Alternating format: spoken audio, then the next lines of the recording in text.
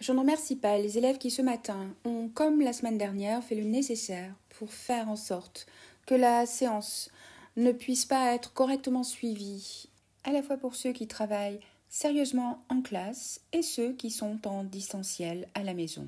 Cette question va être réglée de façon disciplinaire et donnera lieu à des sanctions.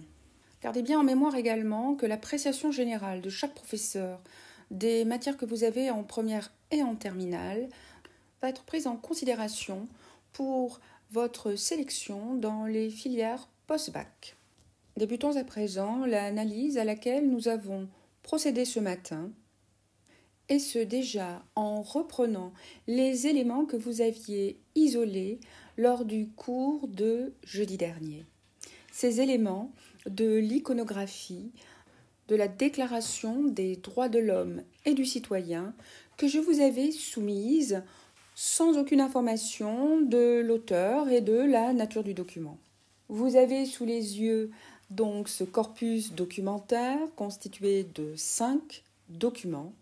Nous allons ensemble reprendre l'étude du document 1 et les problématiques des documents 2 et 3. En effet, cette Déclaration des droits de l'homme et du citoyen est une huile sur toile qui n'est pas de très grande dimension. Alors ça, c'est la première surprise, 71 sur 56 cm. Elle a été peinte par Le Barbier en 1789, peintre qui est donc contemporain de cette déclaration et qui a vécu en direct cette année 1789 révolutionnaire. Vous pouvez admirer cette œuvre au musée Carnavalet à Paris, qui recense beaucoup de toiles anonymes ou de toiles d'auteurs connus sur la période révolutionnaire et l'Empire. Attachons-nous à présent aux allégories féminines et aux éléments du décor directement inspirés de l'Antiquité. Un décor symétrique qui rappelle, vous me l'avez dit, le fronton de temple classique. Vous avez également, et je vous l'ai fait souligner jeudi dernier, un faisceau de la République romaine. Ces faisceaux de bois portés par les légionnaires et surmontés par un bonnet phrygien. Le bonnet, vous m'avez dit, de Marianne, effectivement. Ce bonnet des esclaves qui se sont révoltés contre l'Empire romain et qui symbolise les sans-culottes de cette révolution, les sans-culottes qui sont montées à l'assaut de la Bastille. Sur une stèle imposante sont gravés en lettres d'or les 17 articles de cette Déclaration des droits de l'homme et du citoyen, avec, vous le voyez, en exergue, par des encadrés bleus et des numéros, les articles les plus frappants et ceux que l'on retient comme universels. Notamment l'article 1, que vous pouvez d'ailleurs apprendre par cœur, tant il est celui le plus connu. Les hommes naissent et demeurent libres et égaux en droit. Les distinctions sociales ne peuvent être fondées que sur l'utilité commune. J'ai ajouté en cours que cet article symbolisait bien la fin de l'Ancien Régime, l'abolition des privilèges, la fin de la société d'ordre. Mais attention, et j'ai bien insisté là-dessus, il ne s'agit pas de la fin des classes sociales. Cette déclaration des droits de l'homme et du citoyen, si elle préconise plus d'égalité et la fin des privilèges, ne supprime pas les inégalités de richesse. Au contraire, elle protège la propriété privée. Mais à présent, comme le voulait Figaro, dans le mariage de Figaro de Beaumarchais, chacun, par son mérite, peut réussir. Quant aux 2 figures féminines qui sont de part et d'autre de cette stèle, vous avez à gauche le peuple français, cette allégorie, donc ce peuple français qui est incarné par cette allégorie, par cette jeune femme qui va briser les chaînes à la fois de l'absolutisme et de l'Ancien Régime.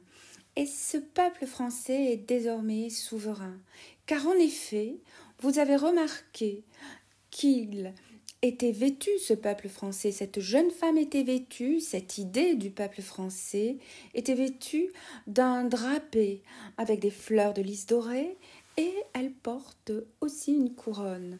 C'est désormais le peuple qui est souverain. Tandis qu'à droite, vous avez une figure féminine plus difficile à décrypter. Toujours vêtue à la mode antique, elle est dotée d'ailes, ce qui la fait apparenter à un être divin.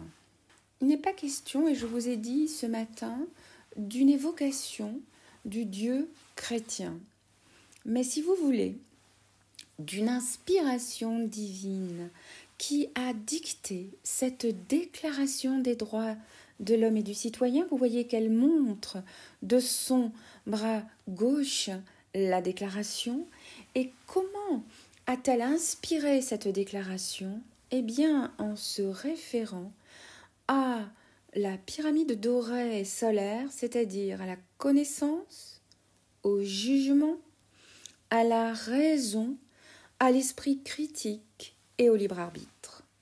Cette connaissance, c'est celle préconisée par l'encyclopédie, l'œuvre de Diderot, et le jugement, le libre arbitre, l'esprit critique que voulait développer en chacun des êtres libres, Voltaire, Montesquieu, mais aussi Jean-Jacques Rousseau, d'Alembert, Condorcet, tous ces philosophes, tous ces érudits du siècle des Lumières, du XVIIIe siècle.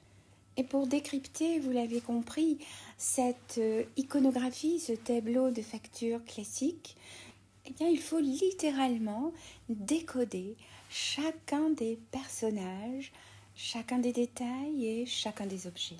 Et à présent, avec le document 2, la déclaration en débat, se posait la question du processus qui a conduit à la rédaction de cette déclaration des droits de l'homme et du citoyen du 26 août 1789. Et pour ce document 2, j'ai immédiatement attiré, plus que sur l'auteur de cette déclaration en débat, la date de cette déclaration, c'est-à-dire le 1er août 1789. Insister pour pouvoir répondre à la question posée en cours, à savoir le marquis de Castellane, est-il en faveur d'une déclaration commune des droits de l'homme et du citoyen? Point d'interrogation, de comprendre que ce discours qu'il prononce à l'Assemblée nationale est antérieur au 26 août 1789 pour ne pas faire de contresens, pour ne pas faire d'anachronisme et de toujours se baser sur la date d'un document pour pouvoir le situer dans le temps. Aussi, ce document 2 est non seulement antérieur à la Déclaration des droits de l'homme et du citoyen, mais également à la nuit du 4 août 1789, qui marque l'abolition des privilèges. L'on est donc toujours dans cette grande peur lorsque les châteaux dans les provinces et les campagnes flambent en pleine réaction antinobiliaire. C'est-à-dire que quand vous avez affaire à un document, à cette déclaration du 1er août, il faut la replacer dans un contexte historique.